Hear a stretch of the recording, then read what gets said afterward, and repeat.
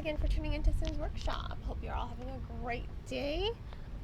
So today we're going to be talking about Sort of Light by J.C. Lucas. Now this is one of those indie self-published kind of novels, and I know with my last one I was kind of harsh, but this one I really liked. You know, this is why I like to read a lot of self-published work. And well, because I'm a self-publisher as well, so I know how hard it is to get your kind of information and your stuff out there. And I'm always really impressed when I see a self-published novel be executed so well, and Sort of Light was executed very well. I thought it was very creative. I thought it was structurally sound. I thought the characterization was on point. I definitely have to say Sort of Light was impressive. So basically the premise of this novel is, you know, it's young adult fantasy. It follows a girl. She is part fae, but also part witch. You know, it's really interesting how it sort of goes into that classic trope of the chosen one. Yes, you know, the chosen one trope is kind of cliche. It's very overused, but it's one of those tropes that doesn't really bother me if it's executed well. Sometimes, you know, it's executed in such a way that's just like, oh God, you're just creating a Mary Sue character here, you know, a character without any depth. But here, you know, you have Andy, and I think she is charismatic. You know, I do find her incredibly relatable because she does have these sort of flaws. She has a lot of sort of pent up resentment in the beginning. You know, she's just lost her only family member. She is being sent off by her social worker to go live with this woman who knew her grandmother, and that's about it. You know, as far as luck goes, you know, I would have to say Andy's pretty lucky. You know, usually when people enter the foster care system or are handled by social workers, they're not lucky enough to end up in an accepting home. So Andy, you know, she does have a lot of internal grievances. You know, she's already lost her mother. She doesn't know her father. You know, she's lost basically her parents, and now she's lost her grandmother. And it's heartbreaking for her because she's moved to this completely different place, and she has to sort of adapt, and she has to kind of grieve at the same time. And she doesn't really allow herself a lot of time to grieve initially because she's just kind of angry at all of this moving around, you know, that she has to do.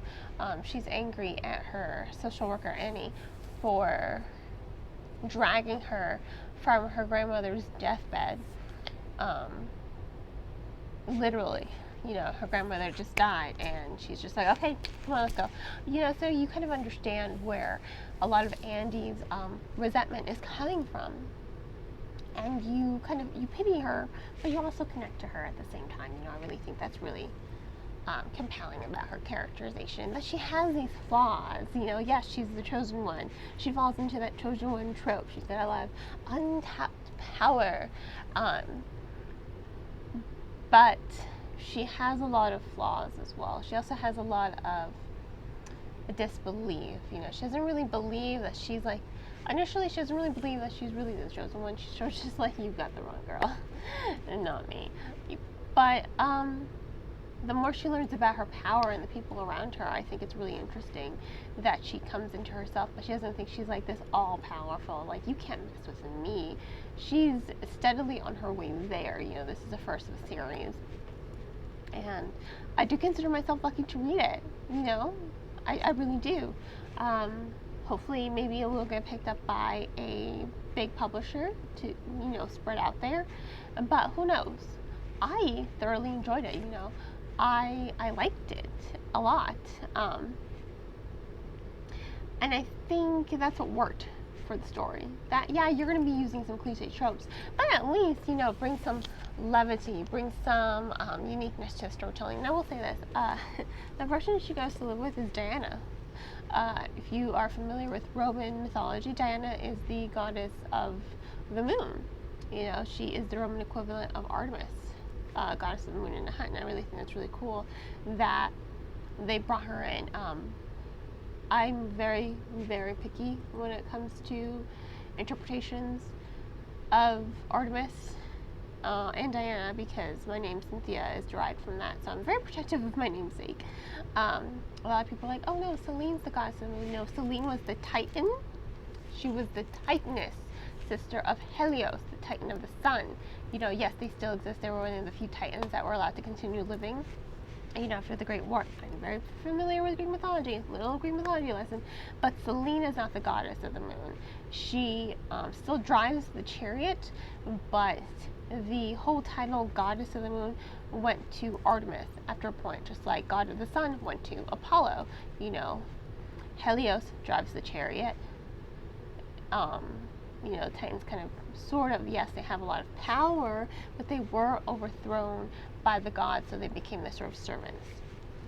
In a way, you know, it's kind of sort of their demeaning punishment by Zeus. So, Selene is not the goddess of the moon, can't stress this enough. Selene is the Titaness of the moon. Artemis is the goddess of the moon. It really bugs me when people get that wrong. So, I really like that Lucas stayed true to sort of Roman mythology, Greek mythology, and, you know, creating Diana as the goddess of the moon and of, you know, the wildlife out there, because that's what, you know, she is. I really respect that. It really pleases me when people get it right, because it is my biggest pet peeve, and it's quite possibly my biggest turnoff when people get Greek mythology wrong. You know, if you want to use Selene, don't call her the goddess, she's the Titaness, you know. Same with Helios. So that's one of my takeaways from this novel, you know, that Lucas knows enough Greek mythology and Roman mythology to stay true to it, to respectfully integrate it into the story and create a lot of, bring mythology into the story with a lot of fantastical elements. And Diana's not the only one. You know, you have Freya here. She is the queen of the elves, and, you know, she's sort of teaming up with the darkness. Now, I'm not as familiar with Norse mythology as I am with Greek and Roman mythology, but I did like this. You know, I like that you have these two powerful female figures. You know, they're both on different sides of the coin. Freya, as, you know, the queen of the elves, she's teaming up with darkness. You know, everyone thinks elves, oh, good people. Not if you're familiar with a lot of folklore. Elves are really high and mighty. They are really just kind of in it for their own survival. You know, they think of themselves as better than every other race out there. That's how elves are typically depicted in a lot of mythology and a lot of folklore. So when you see Freya teaming up with darkness, you know, you understand it, because elves are really, really narcissistic beings. They're just like, oh yes, we're hotty-totty, we're all good. But it's just like, no, they're really just in it for their own survival. But there are lines that they won't cross. So I thought that was another really good element that Lucas was able to bring into the story. You know, you're combining a lot of mythologies here.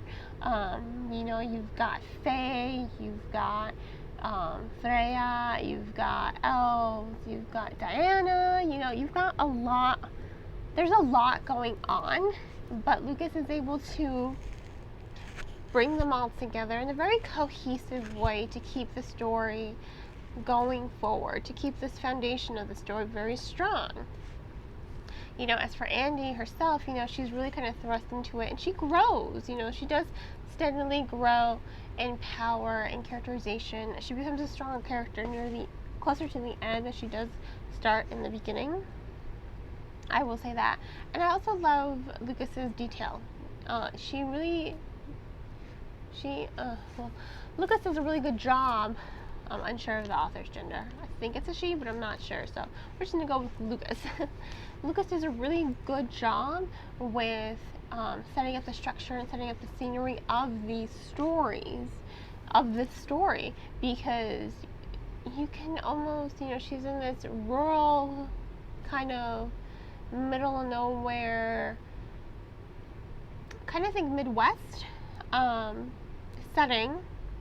Lots of forest around, so maybe Oregon. Think Oregon, Seattle, Washington, where there's still lots of trees, lots of forest all around you. You're in this like little hubbub of a city.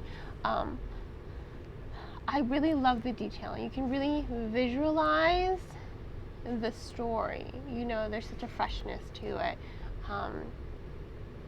Because you're kind of you really are submerged in the setting.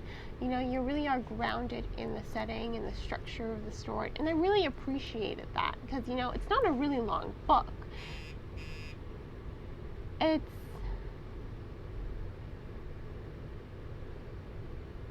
Sorry, my phone vibrated.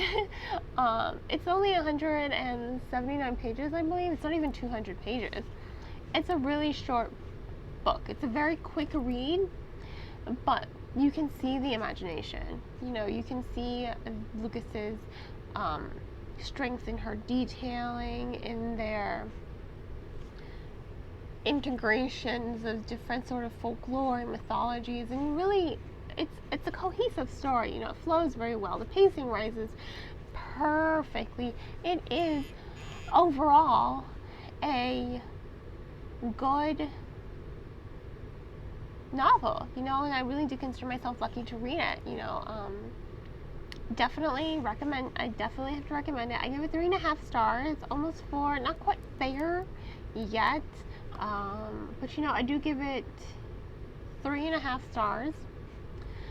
This is Sword of Light by J.C. Lucas. There will be a link to purchase the book in the description below. Link goes to bookshop.org. I highly recommend purchasing off of bookshop.org because a percentage of all proceeds do go towards supporting local booksellers. And if there's a bookstore out there that you want to support, you can select that bookstore. It's really cool. And I highly recommend it because bookstores need our support now more than ever. If money is too tight, which I know for a lot of us it is, check out the book from your local library. Libraries are a great resource for the community, and if they don't have it, you can always recommend it to them. Easy peasy. I used to do it all the time. And you know what? Please don't forget to support me by liking this channel, by liking this video, and subscribing to my channel. I hope you all have a great rest of your day, and as always, happy reading!